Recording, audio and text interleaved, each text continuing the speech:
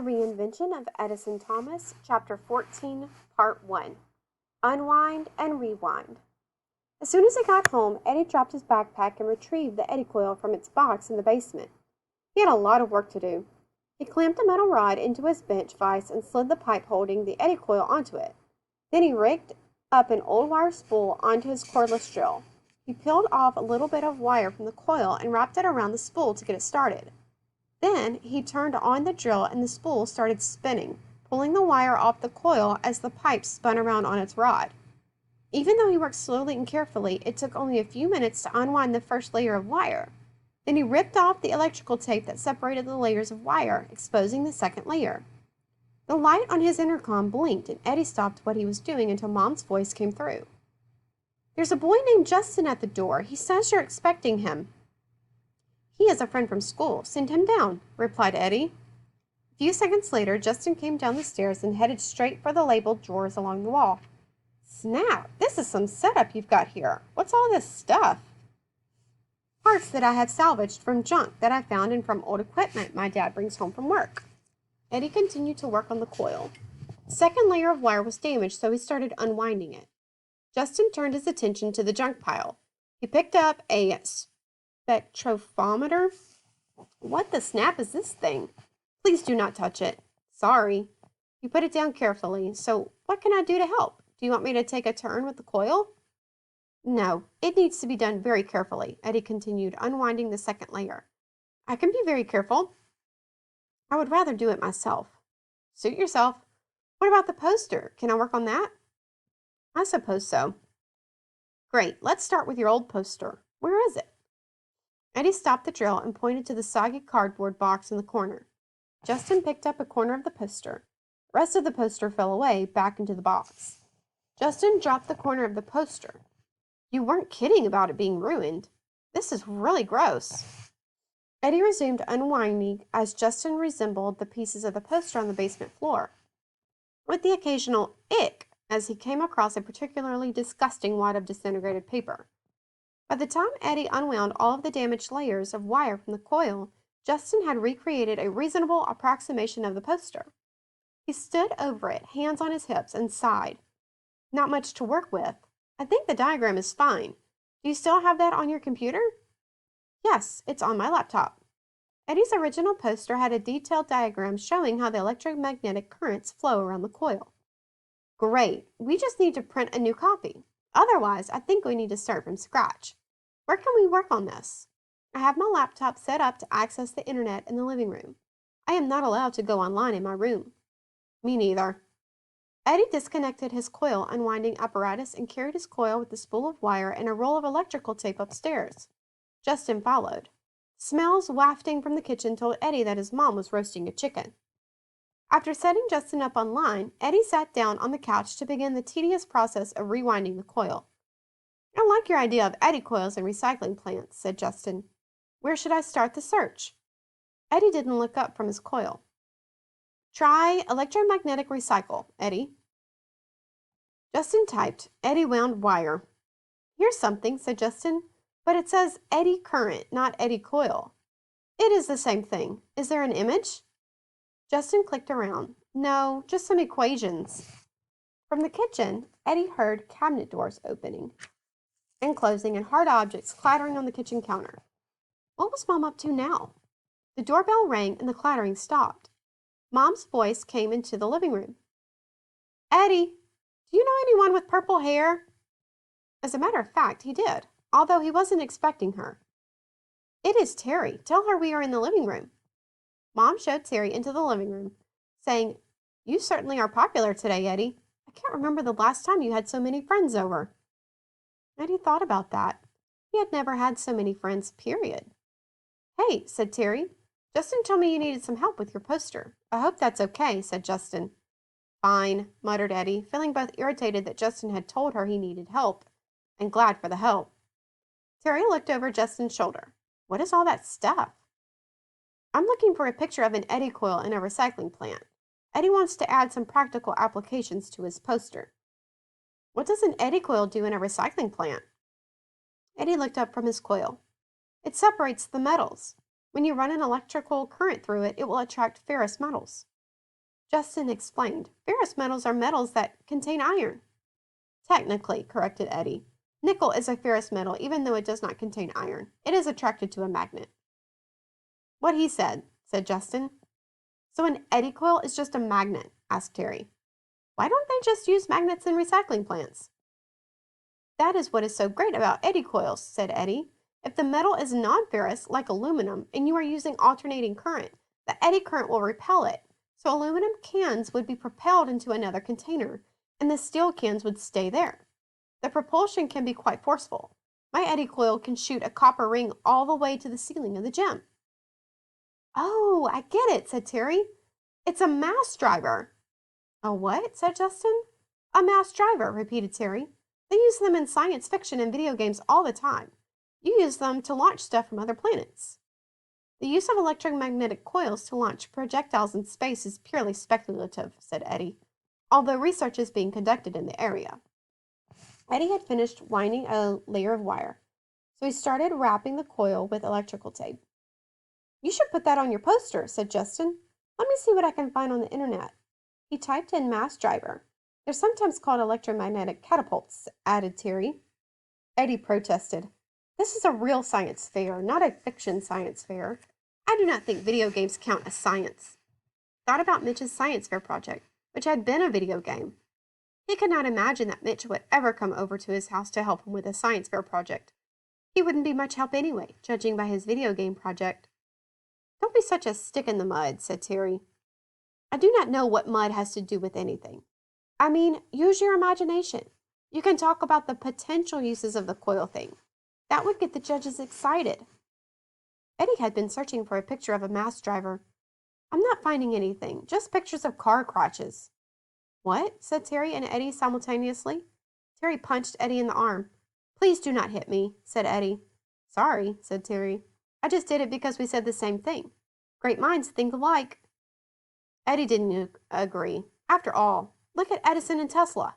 They both had great minds, but they didn't think alike. That was probably a good thing, because if every great inventor thought alike, then they would all invent the same things. Terry looked over Justin's shoulder at the laptop screen. Here's your problem. You spelled mass wrong. You were searching for mess drivers. Justin laughed. Hey, Eddie, you should invent a mess driver. It could clean up a room by launching dirty clothes off the floor into the laundry. Terry chuckled. You could use one of those, Justin. I have never seen a messier room. It's disgusting. Such a repulsive task would require a mess driver to produce very strong repulsive forces, said Eddie. Justin and Terry nearly doubled over with laughter. Eddie felt his skin stretch as a broad smile formed on his face. Wait, said Justin, trying to control his laughter.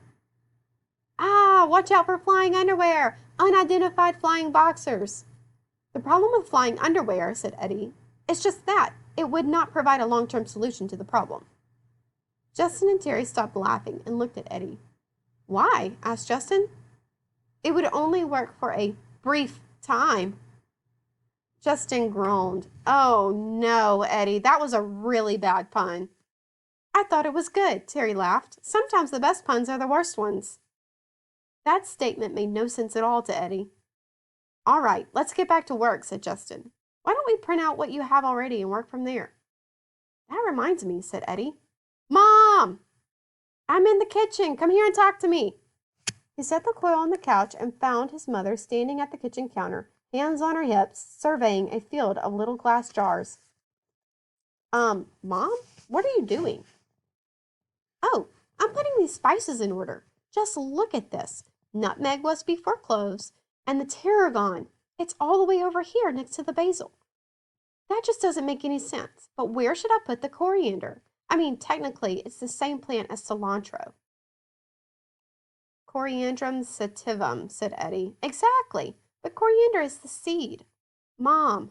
And cilantro is the leaf. Mom. So should I put them together? Mom. Can I use your printer for my science fair poster? What science fair? Isn't that over with? No, Mom. It is for the regional competition. I need to regenerate the poster. Oh, I guess so. If it's for something important, I don't have any projects going right now. Thank you, said Eddie. As he left the kitchen, Mom yelled after him. Don't mess anything up. I just cleaned in there. Justin and Terry were hunched over the laptop. They looked up when Eddie told them the good news.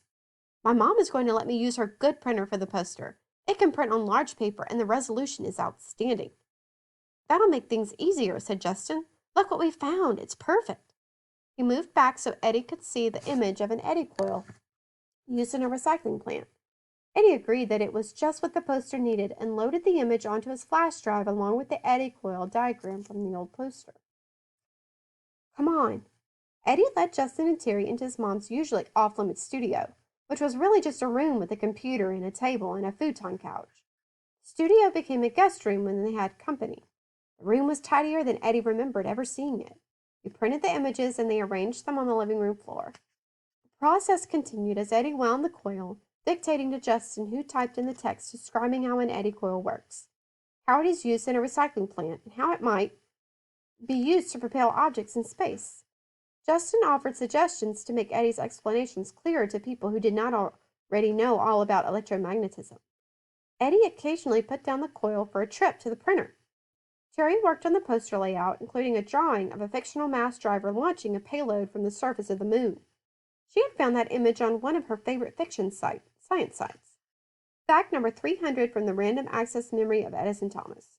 Mass Driver 1, the first prototype mass driver, was built by students at the Massachusetts Institute of Technology in 1976 and 1977 under the direction of Gerald K. O'Neill and Henry Cole.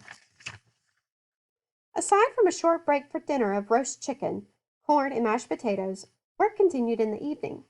Eddie finished winding the coil just as Terry put some finishing touches on the poster, using blue and green markers to make a decorative border. Eddie, Justin, and Terry stood around the poster admiring the product of their teamwork. Terry looked at her watch.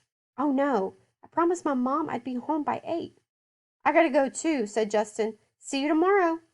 He grabbed his bike helmet and jacket next to the front door. Yeah, good luck, said Terry, and get some sleep. Thank you, said Eddie.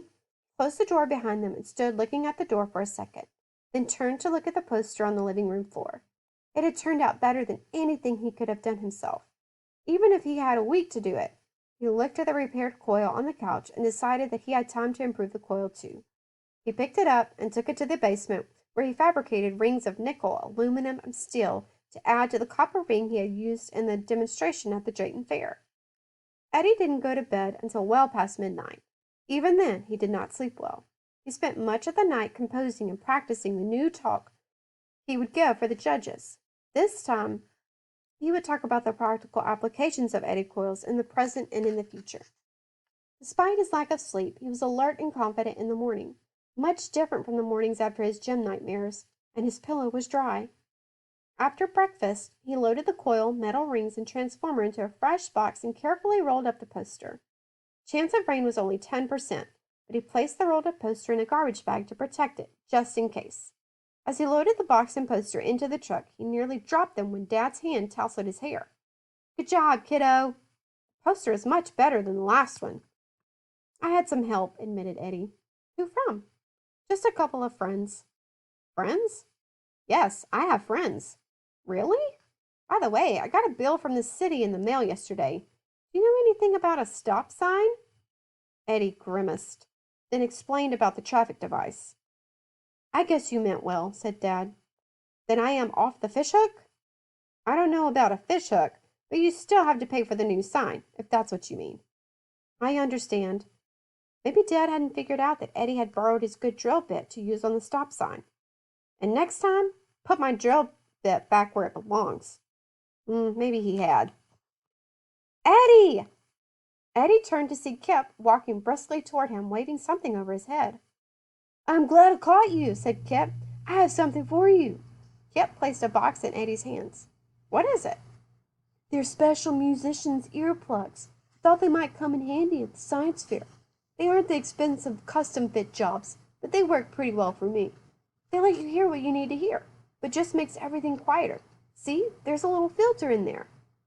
Eddie turned the clear plastic box over in his hands. Cobalt blue earplugs tumbled, revealing cylindrical inserts.